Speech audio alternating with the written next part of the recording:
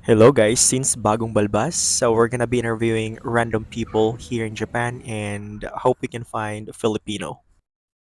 Sumimasen, Philippine Jin desu ka? はい。Tagalog wa karimasu ka?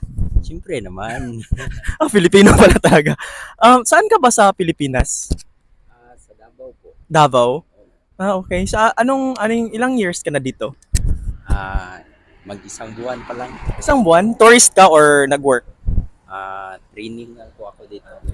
Kumusta ang experience? Okay lang naman. Nag-a-adjust pa. Nag-adjust ka pa?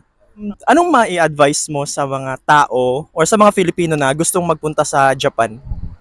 Ah, ang may advice ko sa kanila kung gusto silang pumunta dito, kailangan talagang may lakas ng loob kasi yung mararamdaman mo talaga yung mga Actually, pwede ka magbisaya. Bisaya pod ko. ay sayo. Oh, Bisaya. Taga. mga mga kamingaw, mga ganyan, mga inana good. Mga dapat lakas ng loob lang talaga. So, nag-eskwela ka sa Japanese before ka or Nihongo before ka ni anhi diri ag Japan?